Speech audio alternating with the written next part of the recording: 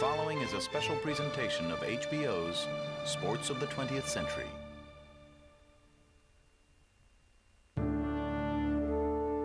You take the highway, I'll take the byway. A race against time going on right now. You take the interstate, I'll take the road less traveled. I'm Jim McKay, speaking from Cheyenne, Wyoming. I've been taking that journey for most of my life. This is Wembley Stadium in London. Somewhere it was decided that there's a thing called time, and that we'll use two tools called a clock and a calendar to measure how much of it we have and how we must use it. They are silent tyrants, telling us when to eat and sleep, when to work, and when to play. There they go. These, as measured by the clock and calendar, are absolutes, and therein lies their flaw. The clock and the calendar have no emotions. A shot into the goal. And emotion is what motivates people. It's where the true excitement of sports lies. The greatest 2 minutes in sport. This is a historic performance you're watching right now. What will happen to the games of the 20th Olympiad? None of us know what will happen to the course of world history. Here is Bill Toomey running in the cold and the dark from Mexico City. A.J. Foyt will win the Indianapolis 500. Arnold Palmer breaks the record for the British Open. It's been my good fortune to travel the back roads of life and explore that human side of sports. A search for excellence and an exploration of the human character.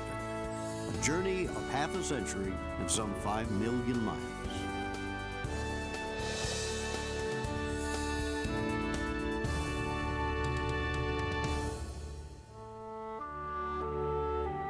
Jim McKay is primarily a writer, and he is an extraordinary storyteller.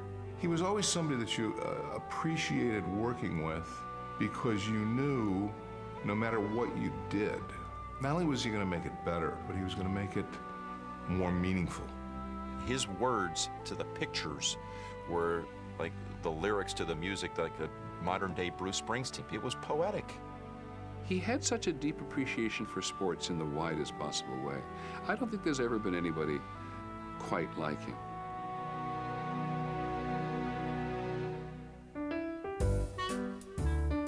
I was born in Philadelphia.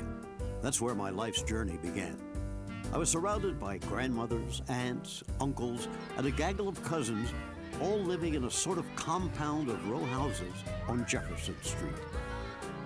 There were Gallaghers, Callahans, and the McManuses. I was a McManus, James Kenneth. As a kid, I followed the exploits of Babe Ruth, Lou Gehrig, and Jimmy Fox. And at the age of 12, I figured out what I wanted to be when I grew up. A sports writer, like my real hero, Philadelphia sports writer Red Smith.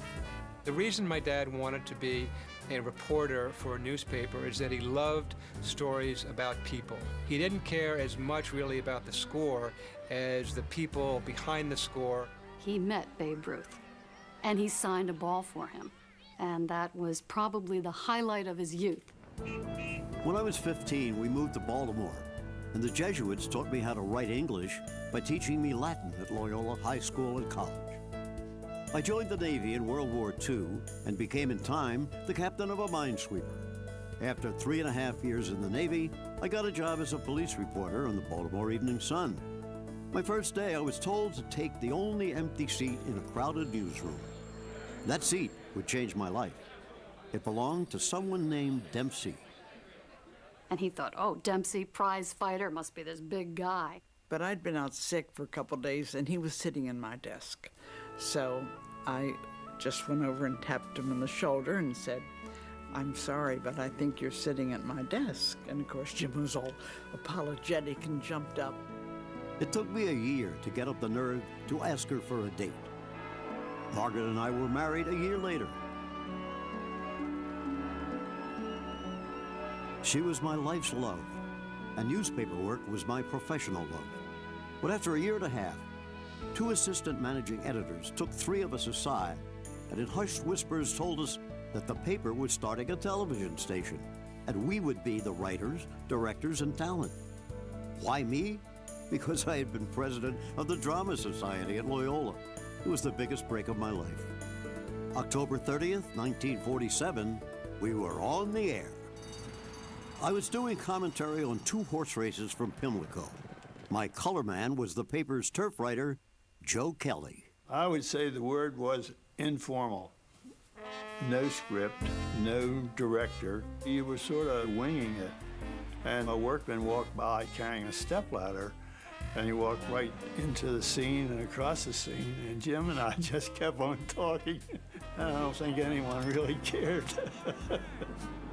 The legendary writer H.L. Mencken had viewed the broadcast from our publisher's living room and was totally unimpressed. I wouldn't give a dime for an hour of the stuff, even if it included a massacre, he wrote in his diary. Hi, everybody. This is Jim McManus. I'd like you to meet... The young man doing the talking, he said, was poor at his job. 50 years ago, me father left the county Cork. But I must have done something right, because in the spring of 1949, a traveling executive from New York saw me host a 3-hour daily show called The Sports Parade. And he said, quote, "Hiya, kid. How would you like to do something like this in New York?"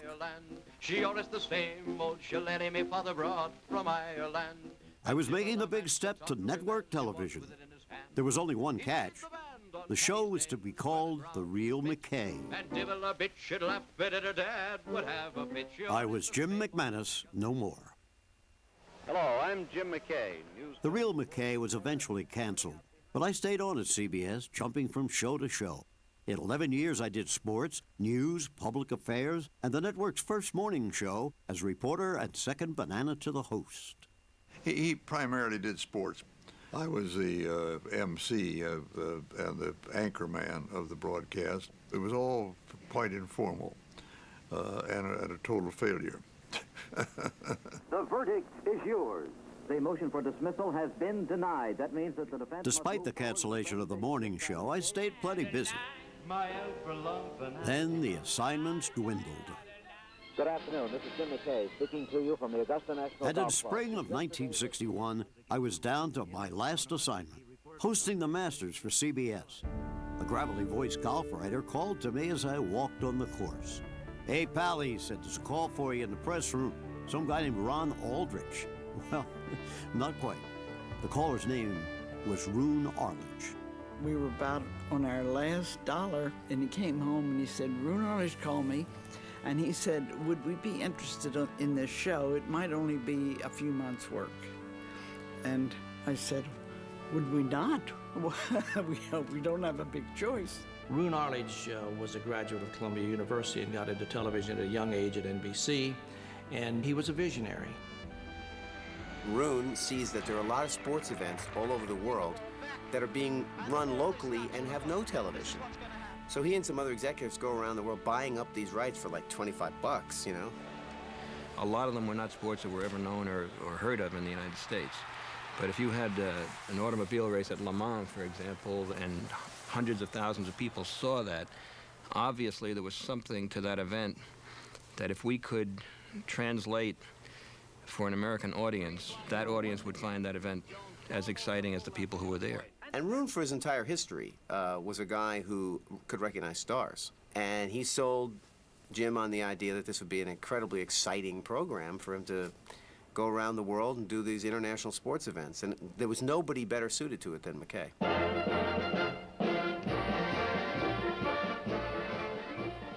I'm Jim McKay at Franklin Field. He was the perfect person at the time when we were starting Wide World of Sports, because there's a dimension beyond just the stadium. And I think Jim personifies a person with broader interest than just sport. And he has a great eye for interesting details and particularly interesting people, all of which was something that nobody used to focus on.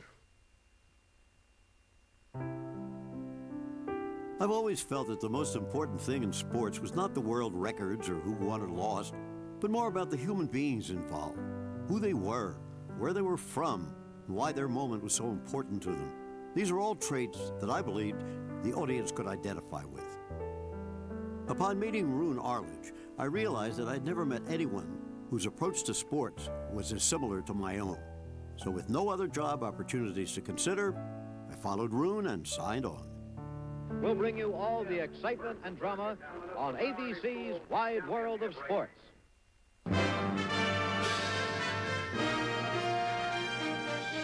spanning the globe, to bring you the constant variety of sport. The thrill of victory. and the agony of defeat. The human drama of athletic competition. This is ABC's Wide World of Sports. I hear those words and immediately flash back to a time when Roone Arledge and I sat in a tangled engineer's equipment room outside Studio 2 at ABC. As we talked, I wrote about a brand new show of a sort that had not been seen before, about great and small events around the world.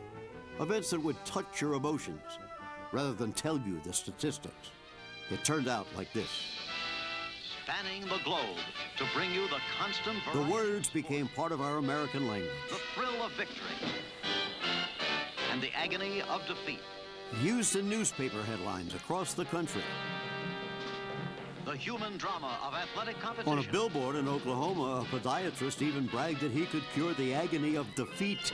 This is ABC's Wide World of Sports. It was a sports show, beautiful. He made it. Triple nuts. but for the most part, it was a sports show about events that people didn't know they cared about. Stand by and you're going to see the World Log Rolling Championships. Well, here it'll be the Outdoor Synchronized Swimming Championships, an event of great beauty and precision. Rocketing down a dangerous course of glare ice. Particularly in the 60s, some of the events that we did were very off the wall. We did target diving. How you hit the target would be judged. They weren't very good sports. They were a lot of little rinky-dinky things. The National AAU Outdoor Water Polo Championship. Now, by the way, if you haven't seen this sport before, I think you're in for a surprise. It's For us, McKay was almost a member of the family in those days because he would sit and tell you It's the whole technique here. about what this crazy event was. Never take your eyes off their feet. Watch every move. And give it some perspective, and you'd find yourself interested in it. She's going fast and slow, stopping, and Virginia goes down. Summertime in the American West can only mean one thing. It's rodeo time. In the beginning, there was a temptation to treat some of these sports and the athletes with tongue-in-cheek, but I learned to respect their efforts and their achievements. Oh, look out! Come on, baby! And since those early Wide World days, I've tried to approach all sports, no matter how small or how odd, through the eyes of its competitors. From Grosinger, New York, it's the 15th Annual World Barrel Jumping Championship. And I think you're going to find this a very exciting as well as a very dangerous sport for the competitors. Roone said, Andy, you're going to Grossinger's. I thought that was a department store. I said, no, you schmuck, it's a resort. Well, I remember going to this enormous hotel, sitting outside with my dad for hours and hours and hours and watching grown men with foam rubber stuffed in the back of their ski pants. You can see the quite obvious padding that they use. Skating around this rink, getting up as much speed as they can and jumping over as many barrels as they can. I said, the barrel jumping. What's really fun is watching these guys whacking themselves into this wall over here, but I'm putting the camera right here. And you see the guys coming right into the camera. And then you get caught up and you suddenly say, well, shit, I think that guy can do 17 barrels. God damn it. Here he comes. Can he do it? 16, 17? Is 17 barrels, is that the record? There is the magic number. No man in history has ever done it. The situation is very simple. One of the LaBelle brothers must break the world record. Jim was able to take that situation and any situation and make it seem as though it was the 7th game of the World Series. That this event was something you can't miss. You've got to see this. They have cleared 17 barrels. This sport ever did it before. Like running the sub-4-minute mile, clearing 17 barrels had been considered an impossible feat. I realized this was a moment to be respected. 28 feet 8 inches, a new world record by a half an inch. And there's Kenny's wife, just as cheerfully excited as if her husband just won the World Series. Kenny's supporters swarmed around him and lifted him to their shoulders. To that dedicated band of skaters, this was Bob Beeman's leap in the '68 Olympics, Mary Lou Retton's perfect vault at the LA Games. Here is Ken LaBelle, again the World Barrel Jumping Champion for the third It's a moment they and I will never forget. This is Jim McKay, and what you're looking at is sumo wrestling in Tokyo, Japan. Travel? We traveled all right, more than 150,000 miles altogether. Wide World of Sports was really the first show that took us as viewers into places that were exotic names on a map. Paris in the spring is everything you've ever heard it to be. Sacré-Cœur and Montmartre. The artists painting in the square. We live those trips vicariously through those broadcasts and through that broadcaster. This is the beautiful city of Prague in Czechoslovakia, and I'm Jim McKay. Today, Monte Carlo is the scene of the Grand Prix of Monaco, and there they go. We were home, and we would turn on the TV, and he would be there. That's how we kept track of him. Moscow, or in Australia, or Paris, or Trenton. You know. I'm Jim McKay, speaking to you from Trenton Speedway in Trenton, New Jersey. I had to make my peace with it, but Jim was so happy doing that show. I just could not imagine Jim doing any other thing.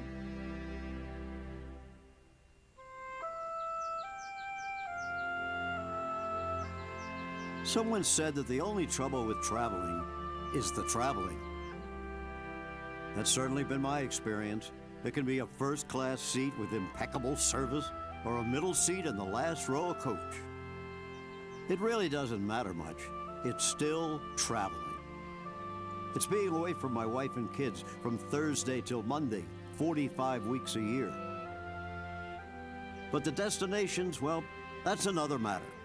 That's where the people are. That's where I find my stories. I'm Jim McKay, speaking to you from Lenin Stadium in Moscow. For the first time, an American television network has brought its own live television cameras into the Soviet Union.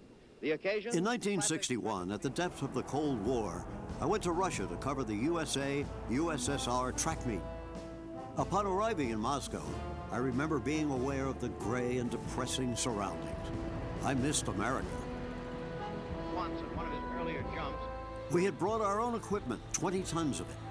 The funny thing was when some of the crowd got a peek at one of our monitors, word spread quickly and soon hundreds of people were watching our operation instead of the track meet.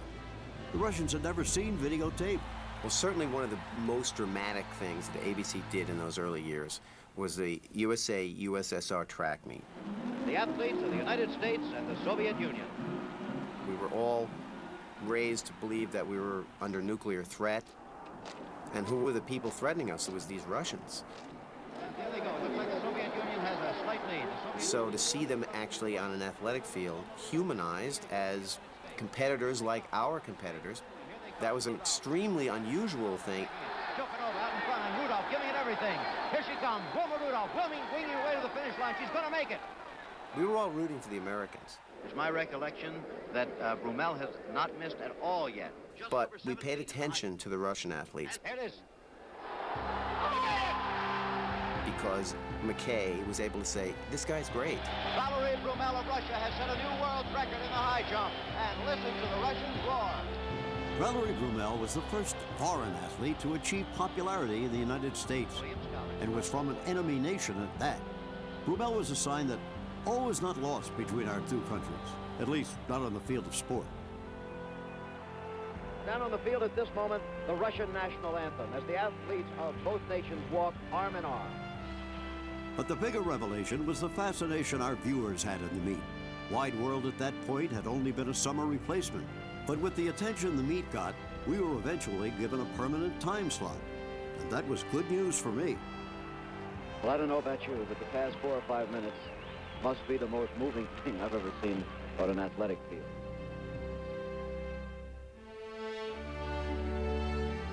I look back on those Wide World days, and the memories flash by. I was part of the most innovative sports television show ever. And through it, I would watch a great variety of sports from the choicest of seats and tell my stories. What could be better?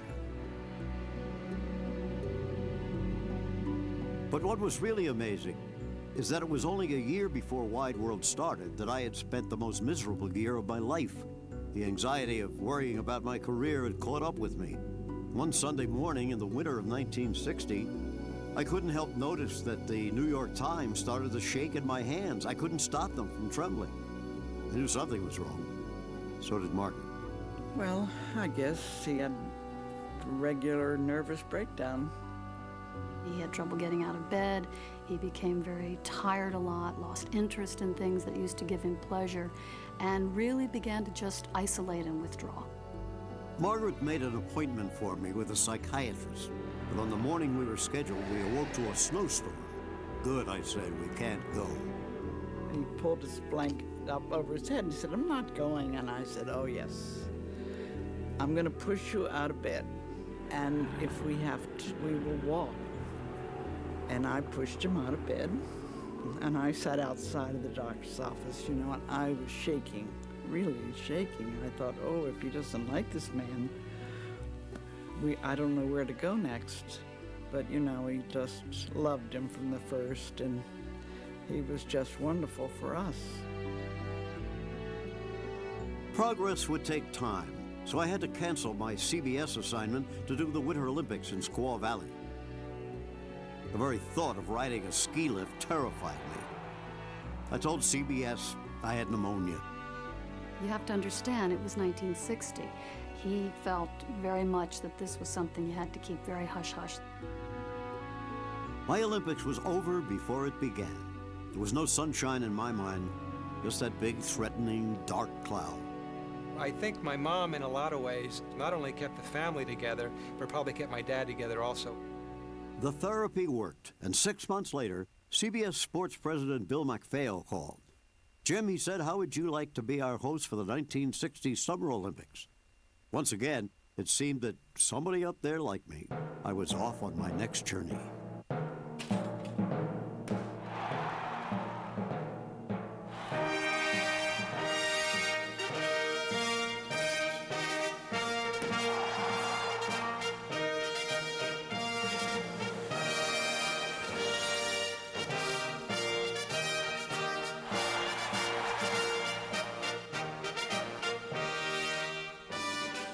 The Olympic Games are excitement and thrills and world records, but they are... George Keeley has been in constant ski racing training since he was 14 years old. That's 10 years and all for right now. Smith has done it with his hands in the air. Each Olympic Games develops eventually its own personality. Olga Corbett, we're going to show you just as much of this little girl tonight as we possibly can. I think he did it! Dave Waller won the gold medal! I must tell you that it doesn't matter how many Olympics you've been to. This is my 10th. You still get the butterflies in the stomach, the tingle on the flesh, the tremendous sense of anticipation. I would have to say the Olympics today are the biggest international event of any kind, and without Jim McKay, they would not be anywhere near this level. Hello, I'm Jim McKay, and, well, here we go again. The Olympics is the largest regularly scheduled gathering of mankind. When you see one, you remember it all your life. And each Olympics I did meant a new beginning for me. Not just once, but 12 times in 6 countries. The venues changed, but the reason for the games was always the same: the athletes. Theodore Roosevelt said it well, that the real heroes are the people in the arena, the athletes, who put themselves on the spot before millions of people around the world in the hopes of winning a medal. Martin Luther King said it well, too, that a person should be judged not by the color of their skin, but by the depth of their character. And it's the athlete with character that became part of my Olympic memories. I wasn't so much impressed with the medals, but more with the marks these athletes made.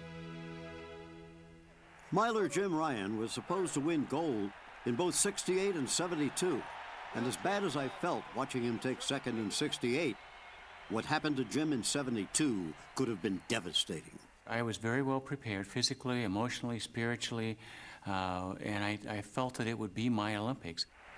On September 8, 1972, I watched a relaxed Jim Ryan settle into position.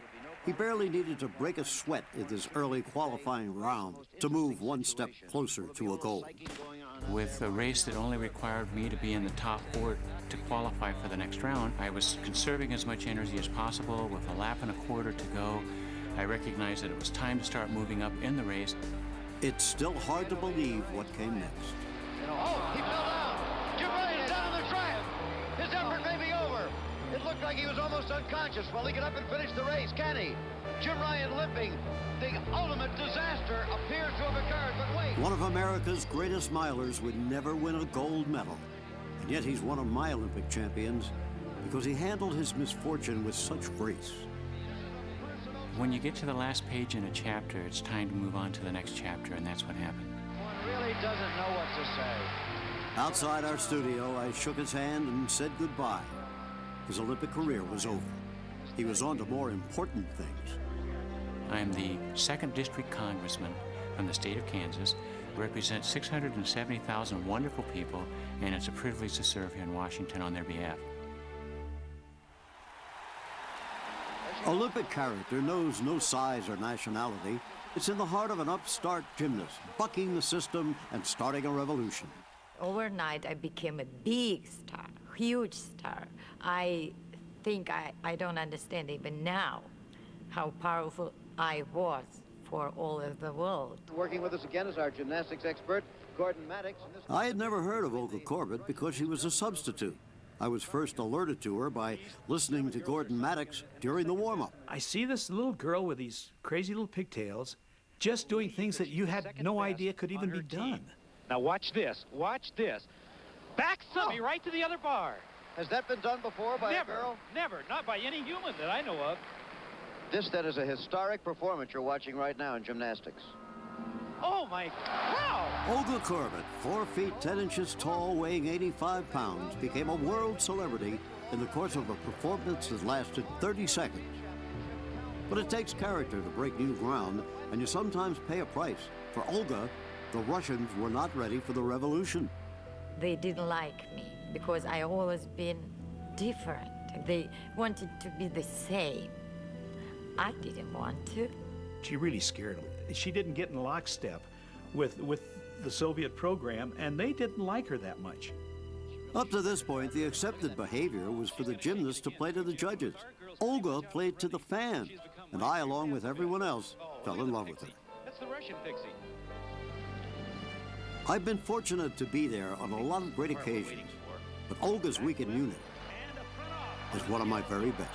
I watched an ancient sport with little popularity overnight become the Olympic top draw, all because one little Russian girl dared to be different. Oh, yeah. Olga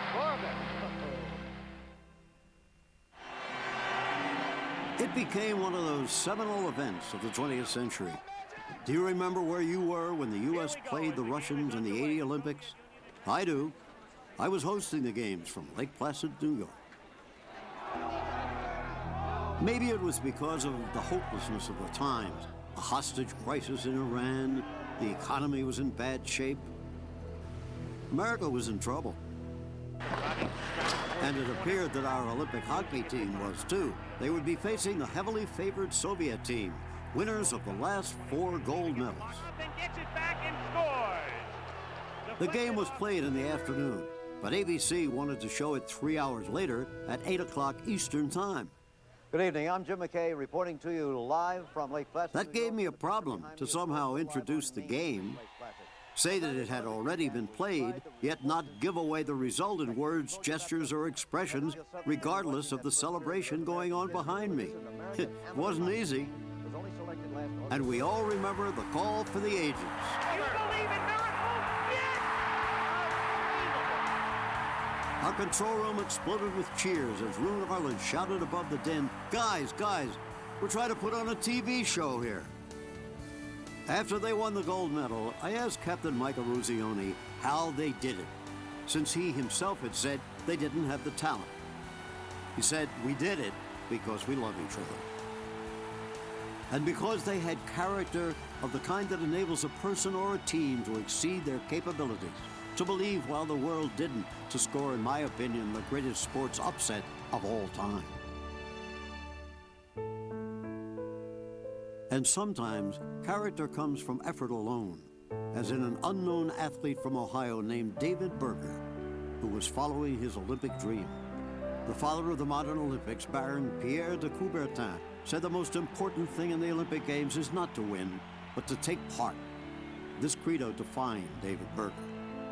David's goal was to be in the Olympics. He always said he was going to be in the Olympics. He knew there were people there who were just going to achieve more than he could possibly achieve. But that didn't deter him. He was going to give it his best shot. He was just happy to be there and competing.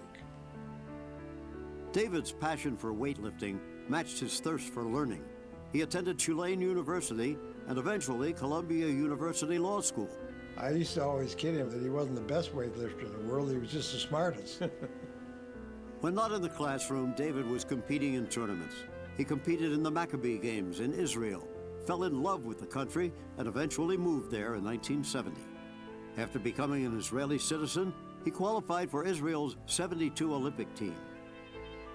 David was about to live his dream. I know he was so proud. It had to be, you know. David was one of the 12,000 faces in Munich that summer. We saw him march in, and that was it. That was all we saw.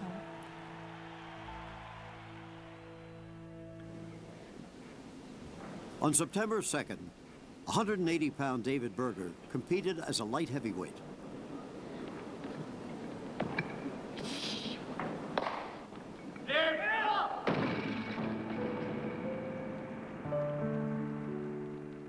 After succeeding at earlier lifts, he was eliminated for not lifting 363 pounds. There was no medal, just a lifelong dream fulfilled.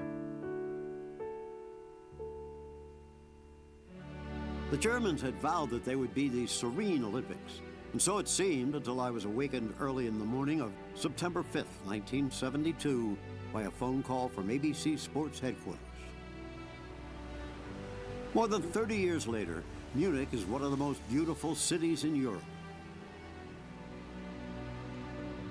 Capital of Bavaria, center of business and tourism, a combination of the old Europe and the new. The Olympic Stadium stands as it did when the athletes of the world came for the greatest sports event of them all. But the Dachau concentration camp still stands too, a chilling reminder of a terrible time for humanity.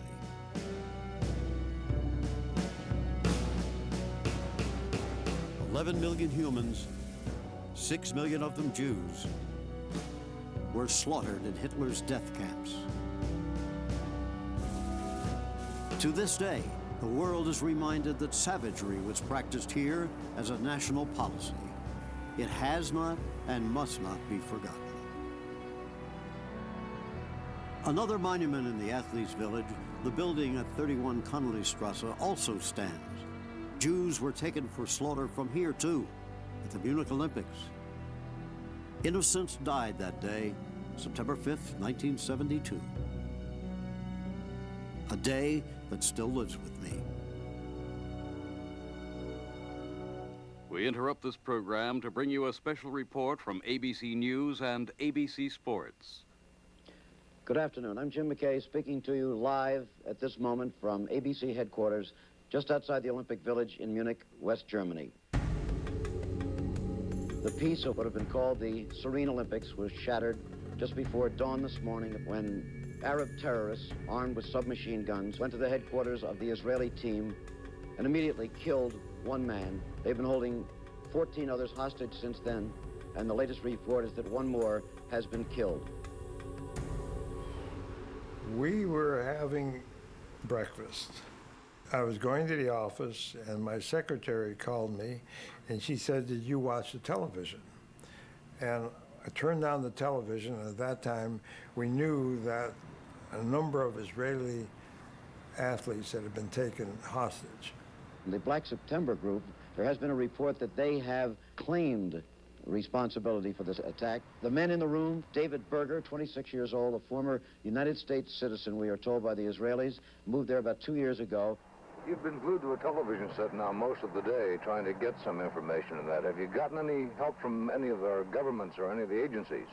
No, all the specific information that I've had have all come over the TV media. Nobody called us, and we couldn't reach anybody.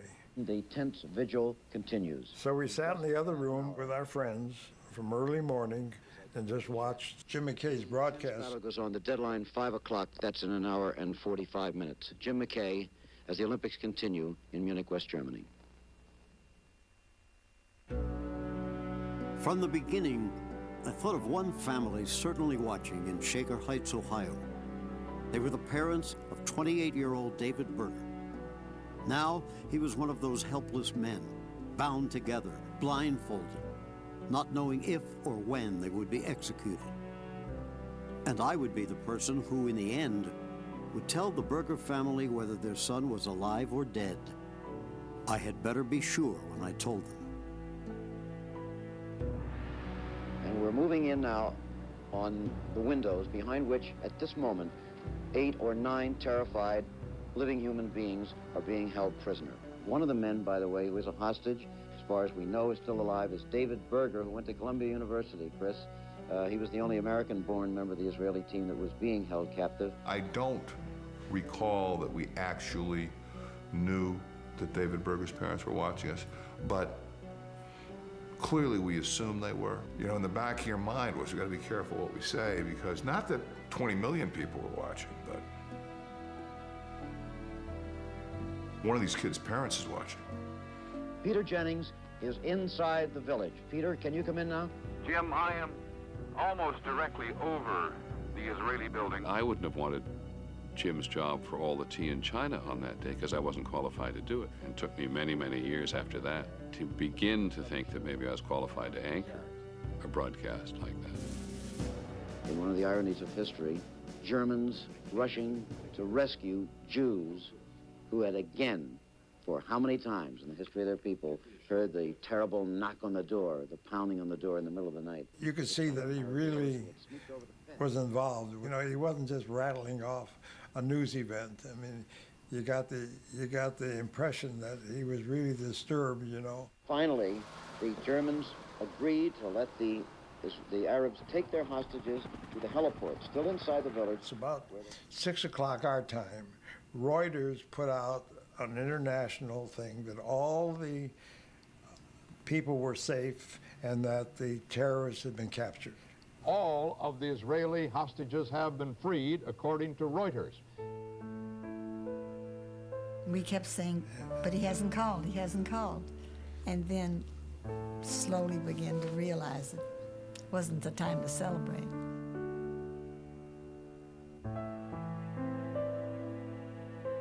The latest word we get from the airport is that, quote, all hell is broken loose out there, that there is still shooting going on. A helicopter did burn. Still no word, the word we really want, from the hostages. We had it on very good information, eyewitnesses, for almost 2 hours that they were dead.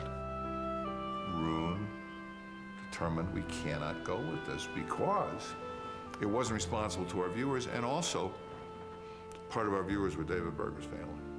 And this put an incredible amount of pressure on McKay, who was sitting there and who knew for all intents and purposes that they were all dead, or at least we believed.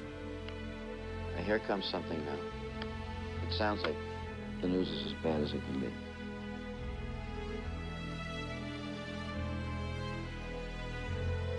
Even after long years in the business, it's still difficult to realize that the camera lens is actually the eyes of millions of people. I looked into those eyes, still thinking especially of that family in Shaker Heights, and I know that my own eyes are heavy with sorrow, and I knew what I must say. We've just gotten the final word. You know, when I was a kid, my father used to say, our greatest hopes and our worst fears are seldom realized. Our worst fears have been realized tonight. They've now said that there were 11 hostages. 2 were killed in their rooms yesterday morning. 9 were killed at the airport tonight. They're all gone. They're all gone. Remember that? And we turned off the television set and everybody went home. That's how it ended.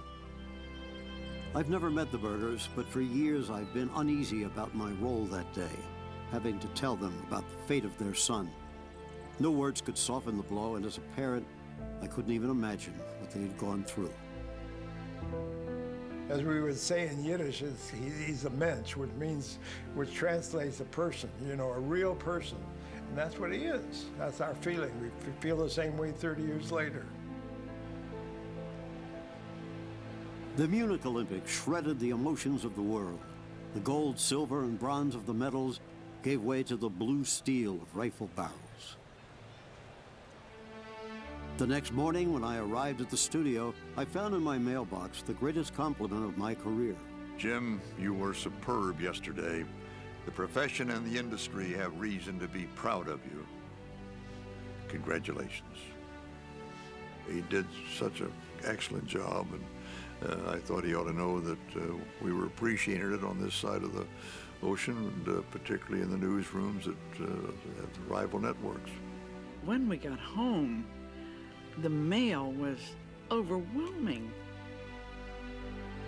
My intention when I started out in television was to become a network newsman, but opportunities kept presenting themselves in sports. There'd always been a nagging feeling inside me that I had missed a more worthy calling. I was stunned by the response to my coverage and realized that whatever news ambitions lurked within me had been fulfilled. One day had been sufficient. I think it increased his stature immeasurably. I mean, to be watching this on television at the Olympic Games, of all places, is just extraordinary. And Jim got us through it, and his reputation was enhanced accordingly. I want to thank my wife, Margaret, who owns this. I'd like to thank Margaret, too, for letting us have Jim for tonight.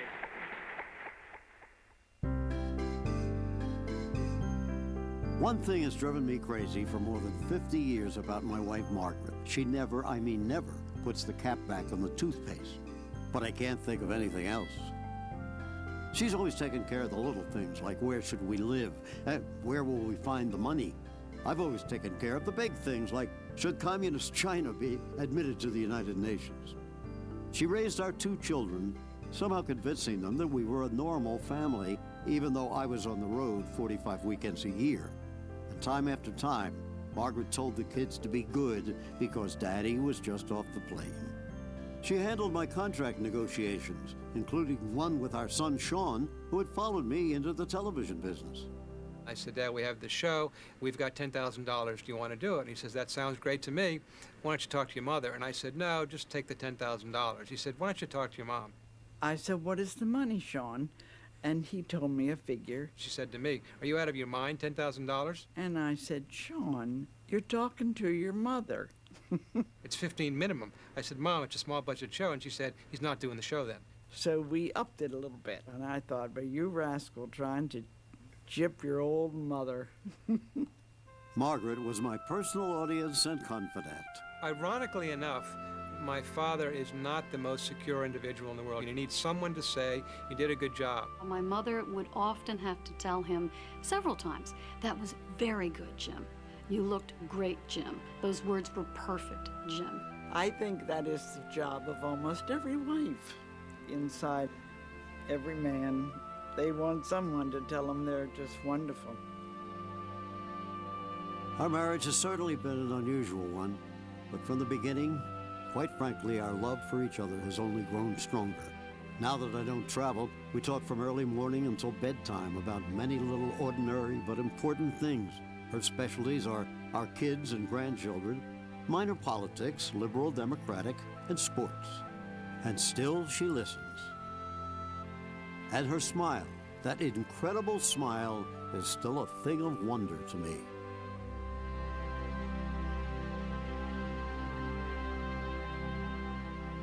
When I was a kid growing up in Baltimore, this was the ambition of a lifetime.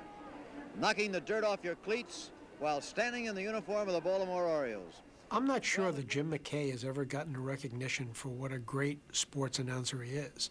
The irony is that he'll be most remembered for that tragic day in Munich. Pele has scored in his last half for the Cosmos, and this is what today is all about. He never did the so-called major sports on a regular basis, but his talent shouldn't be overlooked. They were as great as anybody in the business and probably as great as anybody in the business ever will be. The wide world continues to turn. Well, looking back, it amazes me. No Super Bowl, no World Series, no Final Four. Just seeing my events as if looking at one big police lineup. From the famous to the unknowns. I am going to try to hit a golf ball over the Great Wall of China. From the sublime to the ridiculous. As time went on, ABC was doing bigger and bigger events. In 1975, I lived out a dream that I would repeat for the next 26 years. Good afternoon. I'm Jim McKay welcoming you to Churchill Downs, where the temperature is 84 degrees and the crowd is 128,000, bigger than the Super Bowl, bigger than the World Series, one of America's great annual occasions.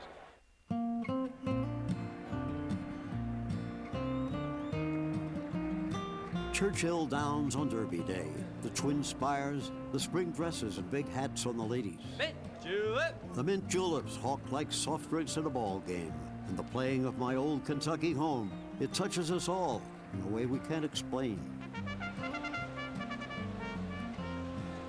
The total picture is an impressive one. So much so that it tends to distract us from the creatures who have drawn us to Louisville in the first place, the thoroughbreds. They fascinate me because they perform with the purest motivation of any athlete. They receive no paycheck. The cheers of the crowd are more frightening than encouraging. They have no choice in the decisions made for them. Yet, they don't run mechanically or without interest. Why do they try so hard?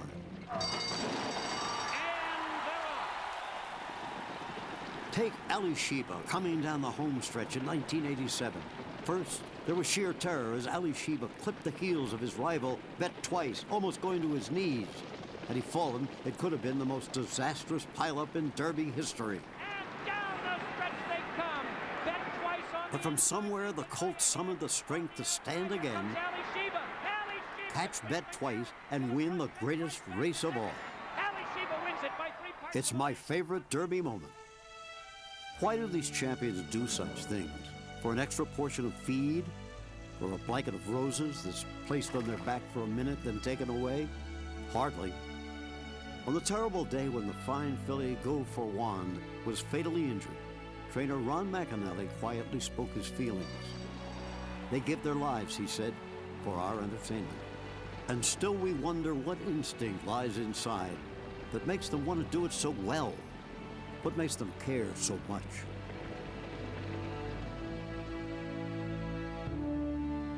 Louisville, Kentucky and Indianapolis, Indiana are only 90 miles apart. Yet two of America's great one-day sports events are contested each year in that small corner of the world. Both events are about speed and pageantry, and both events are crowned with a song. His voice has become an institution at this race. Here to perform, back home again in Indiana, is our good friend, Mr. Jim Neighbors. I bragged to all my friends. At my last concert, I had 450,000. Of course, I just sing the one song. Back home again in Indiana, and it seems that I can see the gleaming candlelight still burning bright through the sycamores for me. The new mown hay sends out its fragrance through the fields I used to roam. When I dream about the moonlight on the Wabash, how I long for my Indiana home.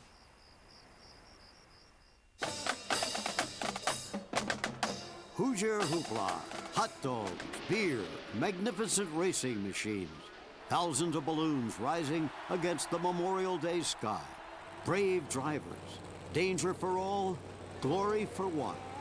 That's what Indy was to me.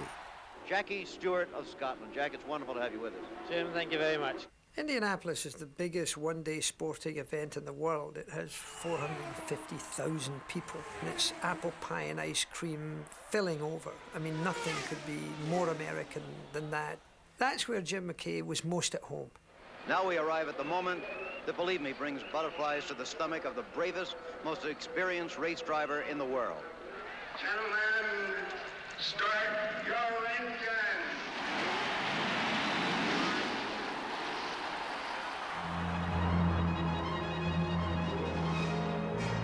I came to motor racing with a preconceived mental picture of laconic mechanics in grease-stained coveralls going round and round in noisy, smoke-throwing monsters. I've covered races from all over the world, and it's been one of the pleasant surprises of my career to find out that I was wrong. Congratulations. Thanks, Jim. These drivers are fascinating people from varied backgrounds, all willing to take the ultimate risk. And none more than one tough Texan named A.J. Foyt. A four-time Indy winner, A.J. raced for more than 40 years on everything from dirt tracks to asphalt. But to me, A.J. will always be the Indianapolis 500 on Memorial Day 1967 as he was about to cross the finish line. Going down the back straightaway, I was a lap ahead of second place. Something told me, like, just be careful. British Jeep, and there's an accident on the front straightaway. There's 2, 3, 4 cars. I could not believe all the cars, all of a sudden started spinning and smoke and all that stuff. You can't see nothing in the smoke. It's just like putting this up there and all of a sudden, holy shit, lightning's getting ready to strike, but where? Where's Foyt? I don't know whether he can get through or not. There he is. I was glad he did say, there's AJ, because I didn't know where AJ was going to be. A.J. Foyt will win the Indianapolis 500 in an incredible, thrilling finish. Why do we watch men drive at Indy? Some say to be part of a mammoth spectacle. Others say it is the ghoulish anticipation of death. But I don't subscribe to the view that death on the track is part of the sport's appeal. Rather, it's the prospect of man daring the villain death and surviving that lures the fans. And each driver, in his own way, has an inner curiosity to see how close he can come to death and still cheat the Grim Reaper. And each is convinced that he'll win over the dark forces. It's too bad that it doesn't always work out that way.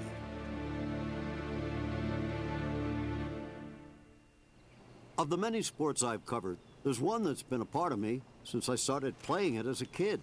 In 1961, I went to its Mecca for the first time. I'm Jim McKay speaking to you from St. Andrews, Scotland. Behind me you see the best-known landmark in golf, the clubhouse of the Royal and Ancient Golf Club of St. Andrews.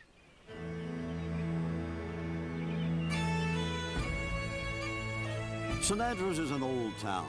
Its history at times was violent and cruel, as exemplified by the dungeon that remains in the castle where political nonconformists were lowered into eternal darkness. But that's not the reason why this ancient town is so famous. That's a home of golf. You know that's where it all began when you go there and you play it. You play the golf course and you look at that town surrounding the 18th hole and the first hole, the clubhouse. It gets so much to the inside of you that it's absolutely gorgeous. Legend says that shepherds played here first, knocking stones into rabbit holes. When did they start? Truly only God knows. But in time, the world's first golf course evolved. And with it, its landmark hazards. Hell Bunker. The road hole. Oh, look out. It's the road. Back towards the wall. And the putting green on 18, known as the Valley of Sin.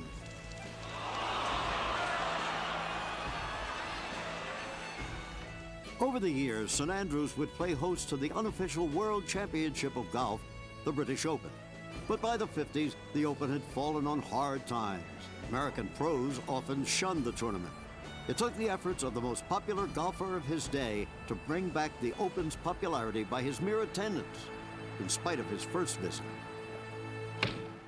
I had read about it and had some idea what it was like, but I suppose there was some shock. I was not very happy. I remember that.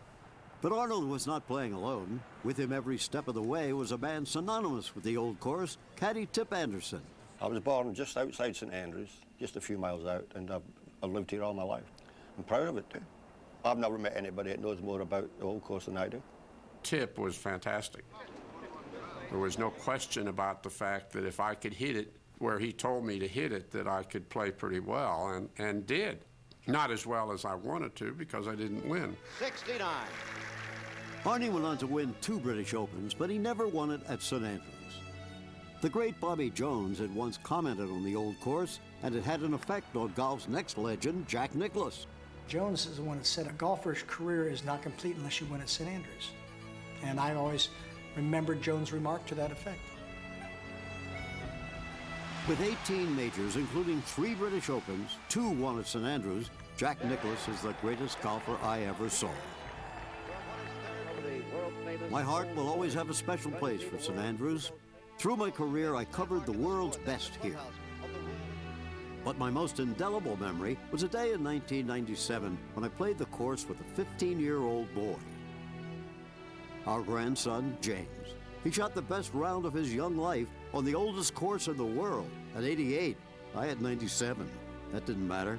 It was one of the best days a grandfather could ever have. I would make my last trip to the old course for the 2000 British Open. I started with Arnold, saw Jack, and now I was covering Tiger, fitting end to a career. I remember visiting with a friend right before the broadcast. I hooked up with him on the course. He said, hey, listen, I've got to go back to the room, clean up for the broadcast. Why don't you come back with me? So I went back to his hotel, the old Ruzak's Hotel.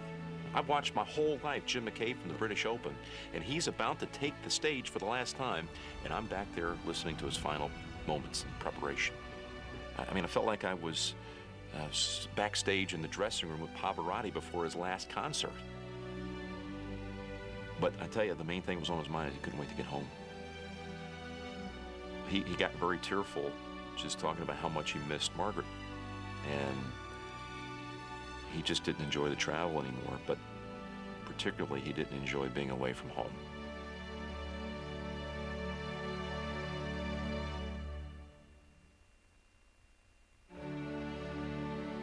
What a privilege I've had to be part of what is now being called the golden age of sports, the 1960s and 70s. The 1920s were called the golden age of sports, but only those in the stands ever actually saw Babe Ruth play baseball. It's been written that the past is but prelude, so the greatest hero, the greatest event, are always yet to come. There'll be many more turns in the road I've traveled, and what will sports TV coverage look like? Will there be a bit more dignity and less theatrics? Will we cover athletes' achievements with more interest than the money they make? We don't know any more than I knew what roads I would travel or for how long more than 50 years ago.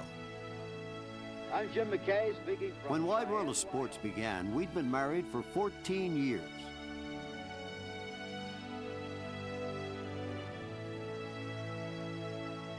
Now it's more than 50. It's time for the farm and Margaret.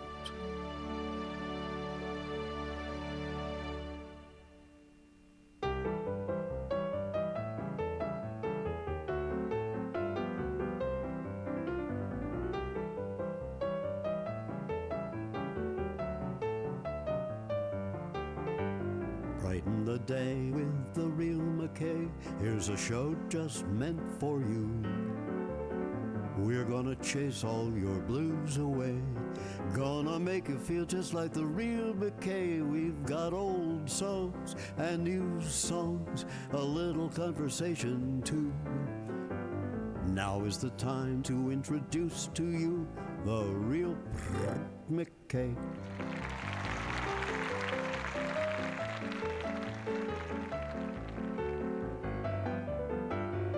This is Jim McKay saying so long.